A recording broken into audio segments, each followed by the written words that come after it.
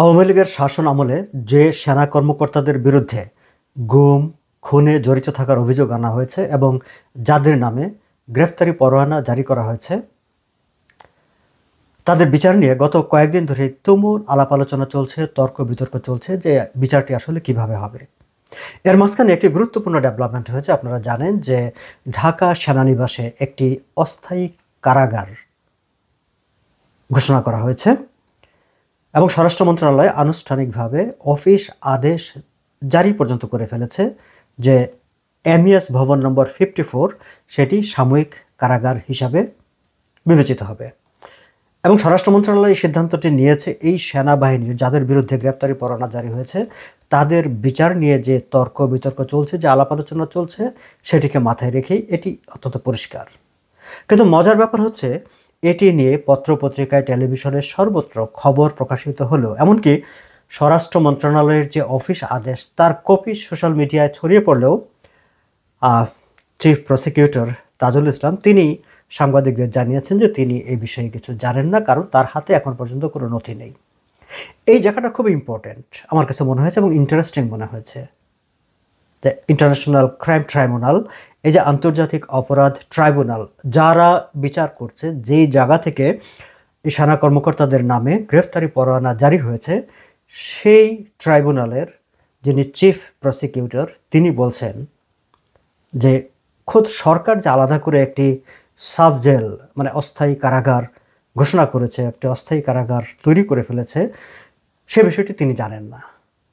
আসলে কি তিনি জানেন না, নাকি এখানে অন্য কোনো বিষয় আছে যে কারণে তিনি পাবলিকলি সেটি স্বীকার করছেন না যে সরকারের এই সিদ্ধান্ত সম্পর্কে? সরকারের সিদ্ধান্ত তার না জানবার কথা না। দর্শক, ঠিক এই জায়গাটায় আমরা আবার আরেকটু একদিন দুদিন পেছনের দিকে একটু আপনাদেরকে নিয়ে যেতে চাই। আপনাদের মনে থাকবার কথা, সেনাবাহিনীর পক্ষ থেকে যেই প্রেস ব্রিফিংটি হয়েছিল সেটি সাধারণত সেনাবাহিনীর পক্ষ থেকে মিডিয়ার সঙ্গে কথা বলে আন্তঃবাহিনী জনসংযোগ দপ্তর, কিন্তু এই যে সেনা কর্মকর্তাদের নামে গ্রেফতারি পরোয়ানা এবং এটি নিয়ে সেনাবাহিনীর পক্ষ থেকে আন্তঃবাহিনী জনসংযোগ দপ্তর তারা কোনো কথা বলেননি। তারা একেবারেই কোনো কথা বলেননি কোনো মিডিয়ার সঙ্গে। সেনাবাহিনীর পক্ষ থেকে বক্তব্য মিডিয়ার সামনে তুলে ধরেছেন একজন অ্যাডজুটেন্ট জেনারেল তিনি, এবং তিনি যে কথাটি বলেছিলেন, আমি মেজর জেনারেল মোহাম্মদ হাকিমুজ্জামান, তিনিও কিন্তু এই যে গ্রেফতারি পরোয়ানা জারি হয়েছে সেটি জানেন না বলে সাংবাদিক সম্মেলনে দাবি করেছিলেন। অথচ প্রসিকিউশনের পক্ষ থেকে বলা হয়েছে এখনও তারা দাবি করছে যে সেনাবাহিনীর বিভিন্ন দপ্তরে বিভিন্ন পর্যায়ে এই গ্রেফতারি পরোয়ানার কপি পৌঁছে দেওয়া হয়েছে, কারণ সেনাবাহিনীর গ্রেফতার করার কোনো ক্ষমতা নেই, গ্রেফতার করতে হবে পুলিশকে। কাজে পুলিশ যখন গ্রেফতার করতে যাবে তখন যেন সেনাবাহিনী তাদেরকে সহযোগিতা করে, সেই কারণে সেনাবাহিনীর বিভিন্ন দপ্তরে এই ওয়ারেন্ট এর কপি পৌঁছে দেওয়া হয়েছে। কিন্তু adjutant general major general Mohammad Hakimuzzaman তিনি সাংবাদিক সম্মেলনে বলেছেন ওয়ারেন্ট সম্পর্কে তারা কিছুই জানেন না। এখন মজার ব্যাপার হচ্ছে যে একদিকে চিফ প্রসিকিউটর বলছেন যে সরকারের সিদ্ধান্ত যে একটি সাবজেল ঘোষণা করা হয়েছে ক্যান্টনমেন্টের একটি ভবনকে, সেটি তিনি জানেন না। আবার সেনাবাহিনীর সার্ভিং অফিসারদের সম্পর্কে নামে ওয়ারেন্ট ইস্যু হয়েছে একটি ট্রাইব্যুনাল থেকে, সেই ট্রাইব্যুনাল সম্পর্কে সেনাবাহিনী কিছু জানে না। ফাঁকটা কোথায়? দূরত্বটা কোথায়? নাকি দুজনেই জানেন, দুই পক্ষই জানেন এবং দুই পক্ষই সেটি স্বীকার করছেন না? আরও একটি বিষয় এখানে একটু আমার মনে হয়েছে যে সংবাদপত্রে বোধহয় একটু মিসরিপ্রেজেন্ট হয়ে থাকতে পারে।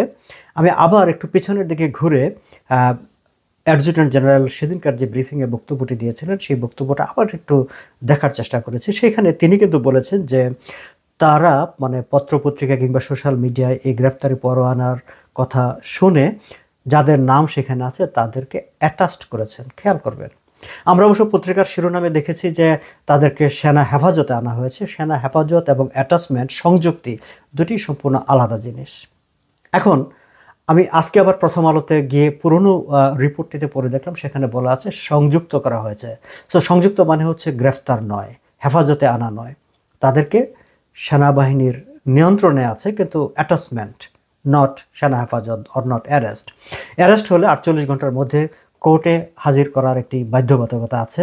ফলে যেহেতু সেনা হেফাজতে আনা হয় না, যেহেতু তাদেরকে অ্যারেস্ট করা হয় নাই, অ্যাটাচমেন্ট করা হয়েছে, সেটি সেনাবাহিনী তাদের ডিসিপ্লিনের স্বার্থে, নানা নিরাপত্তার স্বার্থে, নানা কারণে তাদের যে কোনো সার্ভিং স্টাফকে, সেটি যেই পর্যায়ের কর্মকর্তা হোক না কেন, তাদেরকে অ্যাটাচমেন্টে নিয়ে আসতে পারে। এদের ক্ষেত্রেও ঠিক সেরকম একটি ঘটনা ঘটেছে।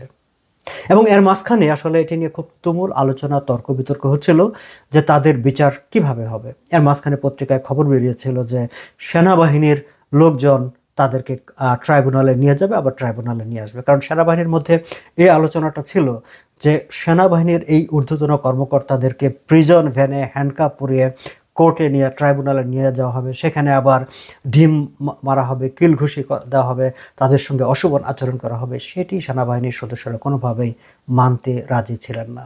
দর্শক, এই জায়গায় আমি আরও একটি বিষয় আপনাদের সঙ্গে উল্লেখ করতে চাই যে সেনাবাহিনীর যা হাই কমান্ড, অনেকেই বলছেন যে জেনারেল ওয়াকার আসলে তার বাহিনীর কর্মকর্তাদের মানে সম্মান রক্ষা করতে পারছেন না। কিন্তু এখন পর্যন্ত যেসব তথ্য পাওয়া যাচ্ছে তাতে দেখা যাচ্ছে যে সেনাবাহিনী আসলে এই ইস্যুতে সর্বস্তরের কর্মকর্তারা একটা নির্দিষ্ট পজিশনে আছেন, এবং সেই পজিশনটা হচ্ছে তাদের যে প্রেস্টিজ, তাদের যে পজিশন, সেটা আপহোল্ড করা।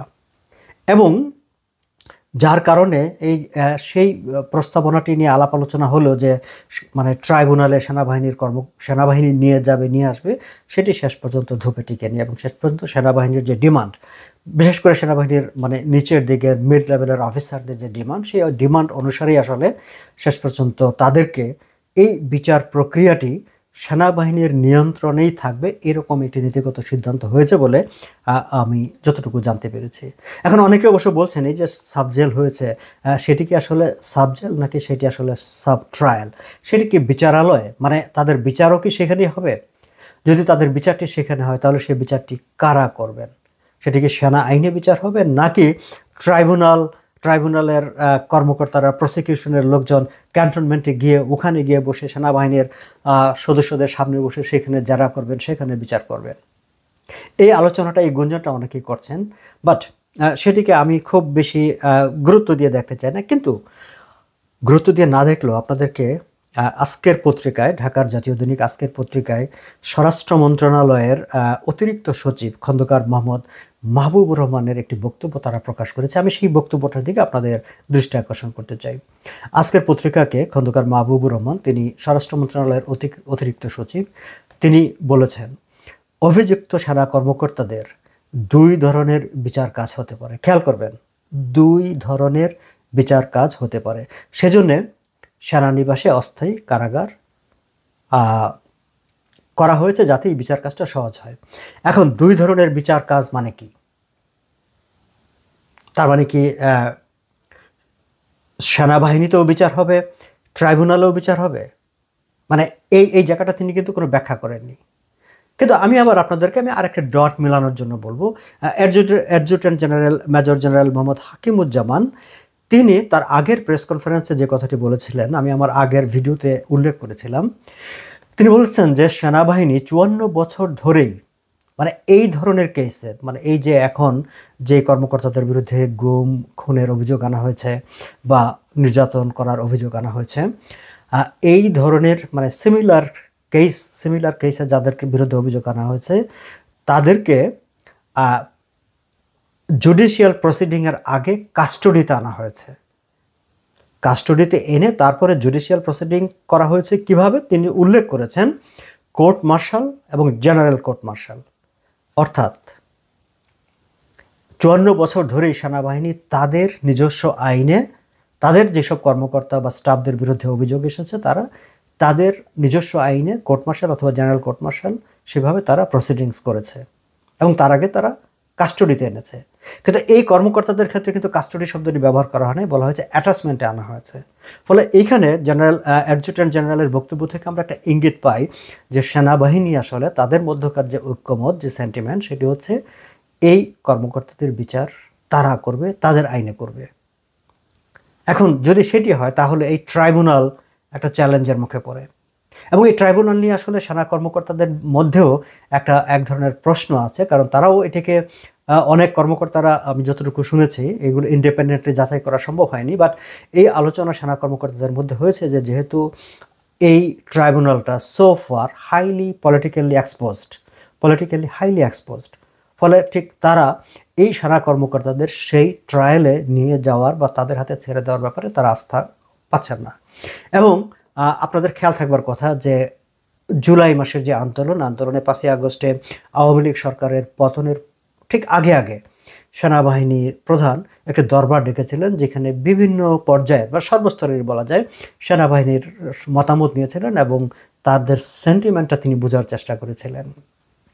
এবং সেই সেন্টিমেন্টটা ছিল যে তারা আসলে জনগণের বিপক্ষে দাঁড়াবে না, তারা জনগণকে গুলি করবে না। এবং সেই সিদ্ধান্তের পরিপ্রেক্ষিতে, সেই সেন্টিমেন্টের পরিপ্রেক্ষিতেই সেনাবাহিনী ঠিক সরকারকে টিকিয়ে রাখার জন্য মাঠে সেইভাবে তারা দাঁড়ায়নি।